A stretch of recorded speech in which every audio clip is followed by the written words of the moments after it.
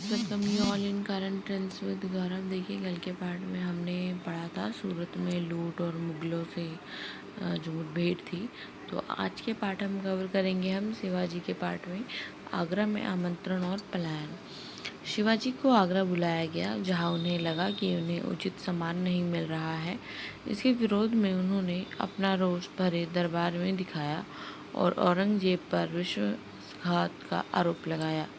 औरंगजेब इससे क्षुब्ध हुआ और उसने शिवाजी को नज़रबंद कर दिया और उन पर 5000 सैनिकों के पहरे लगा दिए। कुछ ही दिनों बाद 18 अगस्त 1666 को राजा शिवाजी को मार डालने का इरादा औरंगजेब का था, लेकिन अपने अदम्य साहस और युक्ति के साथ शिवाजी और संभाजी दोनों इससे भागने में सफल रहे।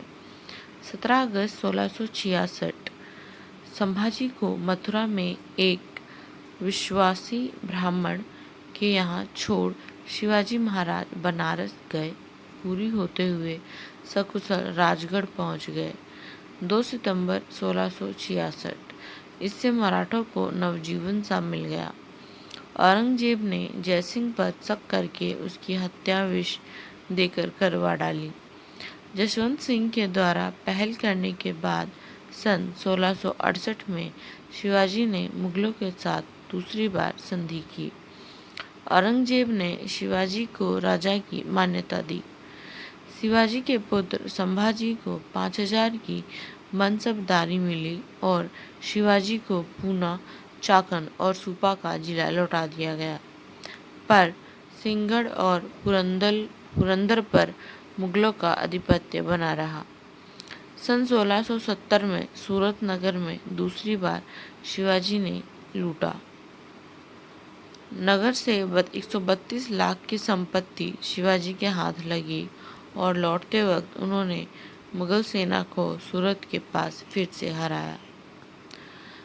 अब जानते हैं उनके राज्याभिषेक के बारे में। सन 1664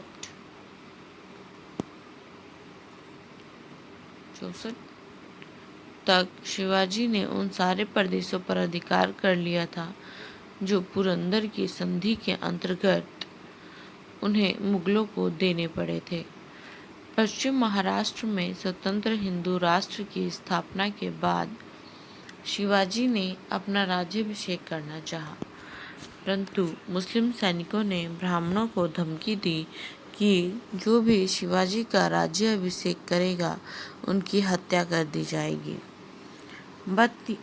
जब ये बात शिवाजी तक पहुंची कि मुगल सरदार ऐसे धमकी दे रहे हैं, तब शिवाजी ने उसे एक चुनौती के रूप में लिया और कहा कि अब वो उस राज्य के ब्राह्मण से अभिषेक करवाएंगे जो मुगलों के अधिकार में है।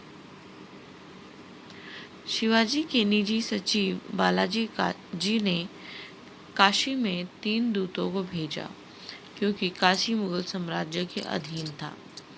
जब दूतों ने संदेश दिया तो काशी के ब्राह्मण काफी प्रसन्न हुए, किंतु मुगल सैनिकों को यह बात पता चल गई तब उन ब्राह्मणों को पकड़ लिया।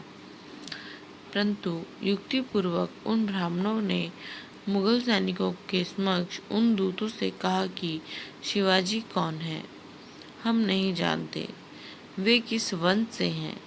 दूतों को पता नहीं था, इसलिए उन्होंने कहा हमें पता नहीं है। तब मुगल सैनिकों के सरदार के समक्ष उन ब्राह्मणों ने कहा कि हमें कहीं अन्यत्र जाना है।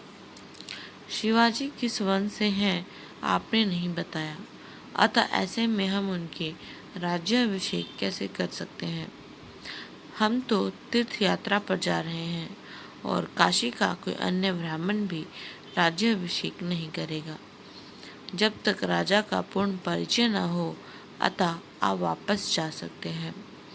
मुगल सरदार ने खुश होकर ब्राह्मणों को छोड़ दिया और दूतों को पकड़कर औरंगजेब के पास दिल्ली भेजने की सोची, पर वो भी चुपके से निकल भागे।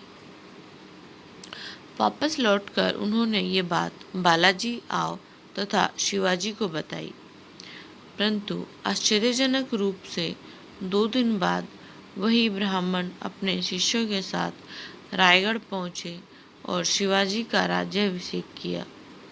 इसके बाद मुगलों ने फूट डालने की कोशिश की और शिवाजी के राज्याभिषेक के बाद भी पुणे के ब्राह्मणों को धमकी दी, कहा कि शिवाजी को राजा मानने से मना करो ताकि प्रजा भी इसे न माने। लेकिन उनकी नहीं चली। शिवाजी ने अष्टप्रधान मंडल की स्थापना की। विभिन्न राज्यों के दूतों, प्रतिनिधियों के अलावा विदेशी व्यापारियों को भी इस समारोह में आमंत्रित किया गया, पर उनके राज्याभिषेक के 12 दिन बाद ही उनकी माता का देहांत हो गया था। इस कारण से 4 अक्टूबर 1674 को दूसरी बार शिवाजी ने छत्रपति की उपाधि ग्रहण की। 2 बार हुए इस समारोह में लगभग 50 लाख रुपए खर्च हुए। इस समारोह में हिंदवी स्वराज की स्थापना का उद्घोष किया गया था। विजयनगर के पतन के बाद दक्षिण में यह पहला हिंदू साम्राज्य था। एक स्वतंत्र शासक की तरह उन्होंने अपने नाम का सिक्का चलवाया। इसके बाद बीजापुर के सुल्तान ने कोंकण विजय के लिए अपने 2 सेनाधीशों को शिवाजी के विरुद्ध भेजा, पर वे असफल रहे। देखिए, दक्षिण में विजय। सन 1677 से 78 में शिवाजी का ध्यान कर्नाटक की ओर गया।